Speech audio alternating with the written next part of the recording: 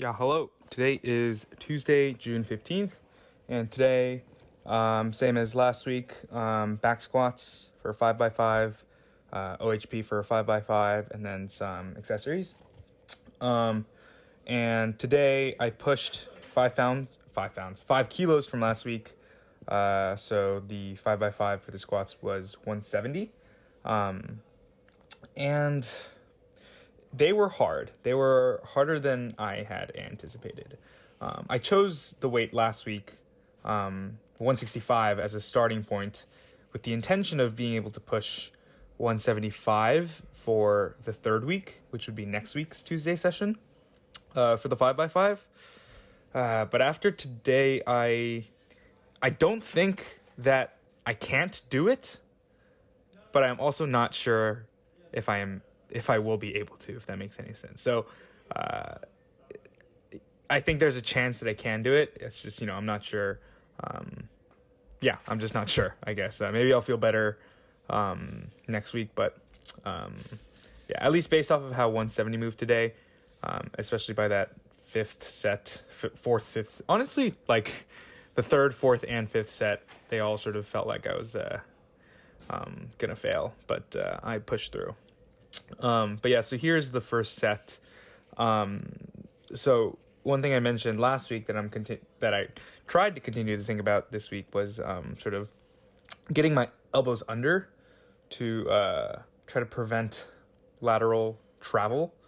But you can see here that there are a few reps, honestly, through all the sets where I do sort of travel forwards a little bit, and so I'm not really able to prevent some of the lateral travel. And I think it's because when I try to get for one, it's not something I'm used to doing with my elbows on the squat. It was something I tried being conscious about and tried doing for the first time last week.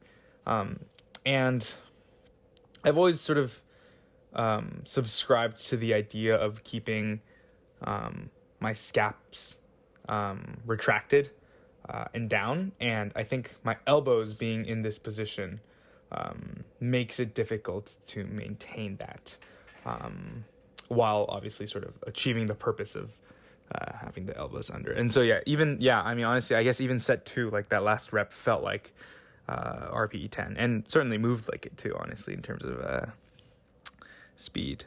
Maybe that's just me being critical of myself and thinking that it moved way slower than it actually did, but in any case, it was really hard. I managed to eke all of them out, all 5 sets, which is pretty good, I guess, given how difficult it got early on. But through all these sets, I don't do a great job, I think, of preventing lateral movement and the elbows thing. I don't think that I'm doing it properly, I think. I also didn't, maybe because my mind was focused a lot on the elbow thing, I feel like I didn't do that great of a job of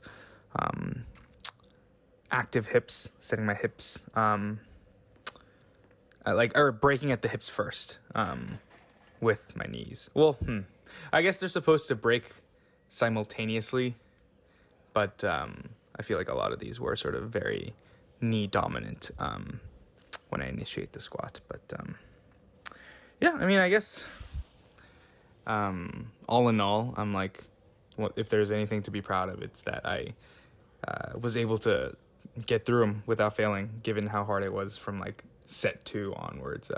It really did feel like every set I had to really focus on just pushing, and I really had to get geared in for all of them. I couldn't afford to be passive at all. So that was squats, and then overhead press. So here, again, like I mentioned last week, I'm thinking about leaning really far back and getting my hips in front of the bar when it's in my front rack, as establishing that as the starting position, and then making sure that I reset to that position as I bring the bar down for the subsequent reps.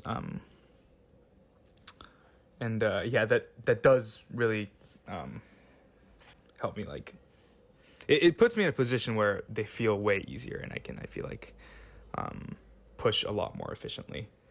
And so last week I hit 65 for 5 sets of 5. And then this week I bumped up 3 kilos, 68. And I do think I still have some more room to push. Although the last set, there was like the 4th and the 5th rep were a little grindy, I do think I do still have some more left in the tank for next week. Maybe 70, 71 maybe. We'll see. I think it might depend on how I feel that day, but I do think there is certainly a little bit more gas in the tank. But yeah, I also think I could have done a better job of resetting back to that position.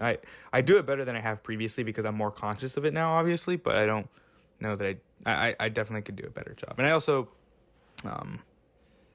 at the top, I feel like I could sort of lean forward a little bit more to like reset my center of gravity, I guess. I don't know if that's the exact right way to put it, but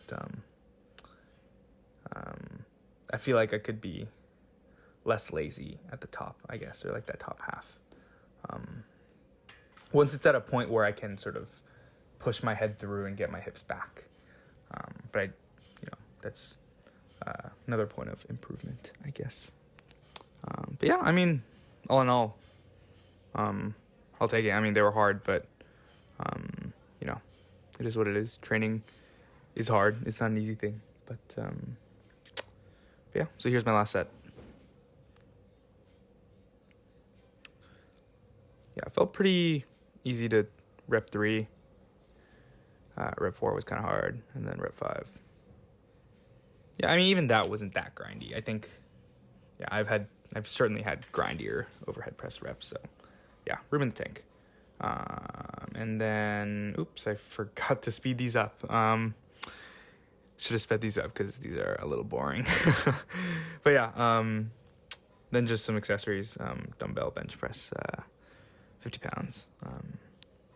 It's kind of interesting because, like, I mean, this is completely unrelated, but, well, kind of related, I guess. But I remember in high school, like, I was very, very proud of, like, repping, I don't know, like 5 reps with the 50-pound dumbbells on the flat bench at one point. And, like, I remember in my head it being a very, like, significant number with the dumbbells. I don't even know why I cared so much about, like, the dumbbell bench press, but I remember being very proud of that in high school. And then I'm just like, it's literally paperweight, I guess. But yeah, pretty cool. And then yeah, Bulgarian split squats. One thing I did differently, I did this last week too, but I sort of, instead of putting something to elevate my heel under my foot, I'm like just staying on the balls of my feet without putting anything under it, just lifting my heel. And I think that works it better.